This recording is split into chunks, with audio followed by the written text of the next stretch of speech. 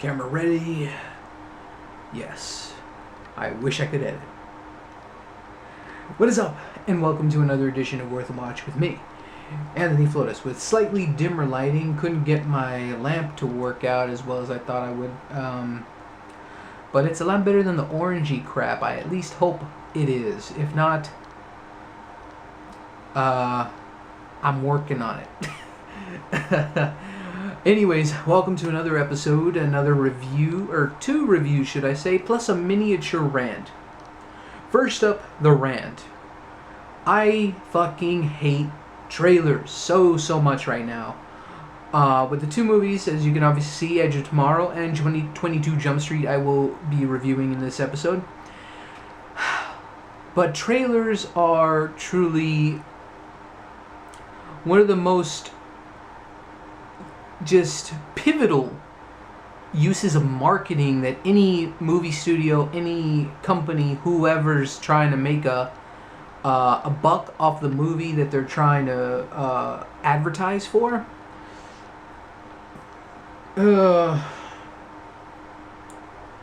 They are just trying too fucking hard. Long story short, the trailer was completely meh for Edge of Tomorrow, and of course, like any other movie for the most part, for a comedy of all things, of course, all the good shit is revealed within the fucking trailer. In terms of the better stuff, there is plenty of funny stuff to be found within 22 Jump Street.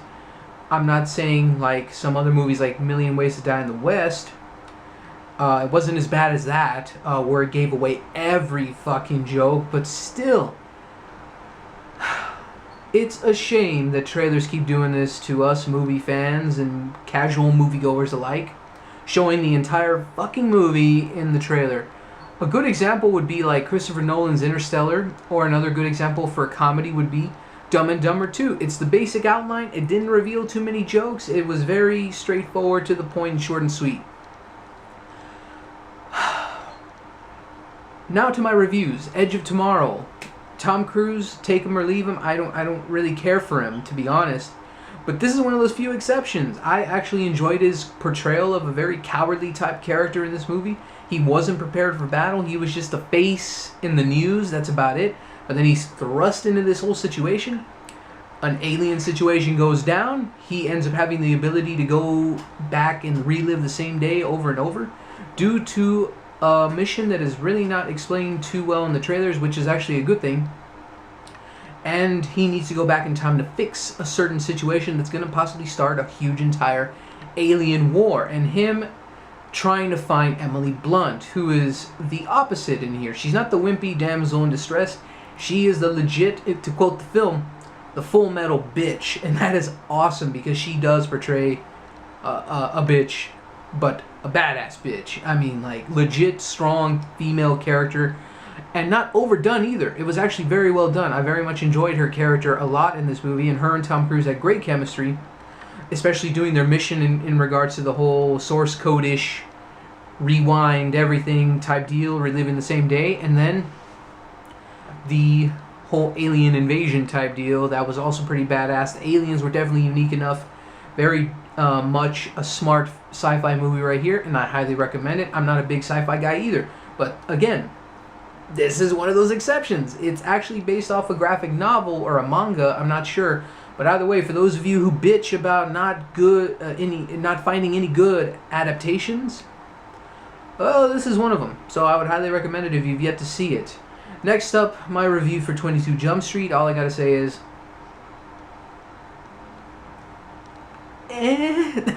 I laughed a lot, and again, as I said, a good chunk of the jokes were revealed in the fucking trailer, and of course, being a moviegoer and a fan of film, I'm gonna see the trailers no matter what I do. I don't seek them out, but I always end up seeing them because I'm in a movie theater a lot.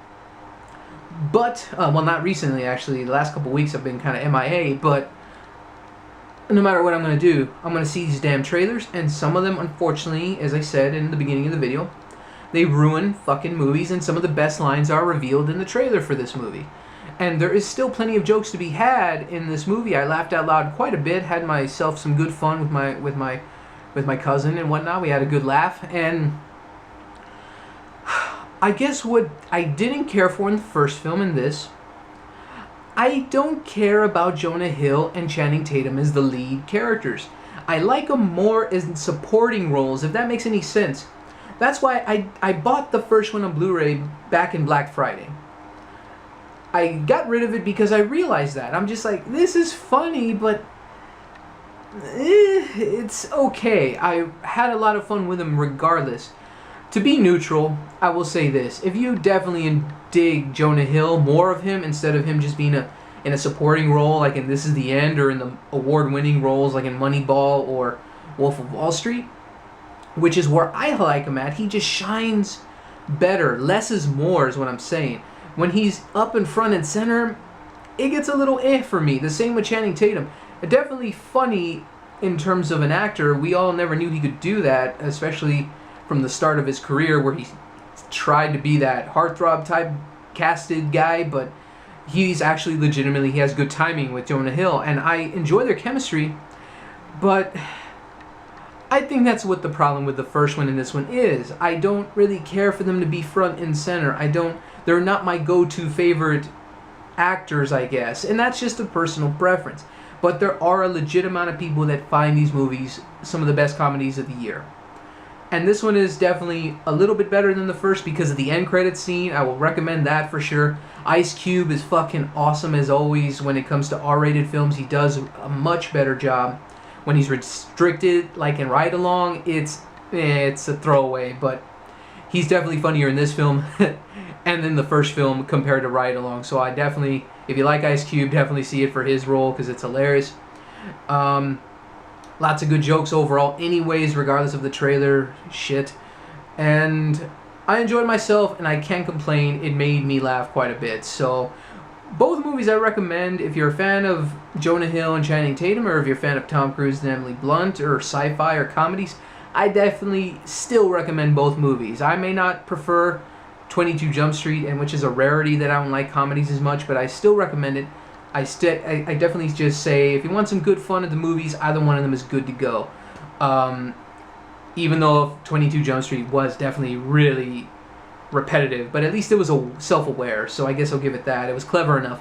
But overall, some good movies this time around for this episode. I hope you enjoyed my reviews of Edge of Tomorrow and 22 Jump Street. Feel free to comment below on what are your thoughts on both movies right down there. So thank you so much for watching. I'm Anthony Flotis with Worth a Watch, and keep going in the movies.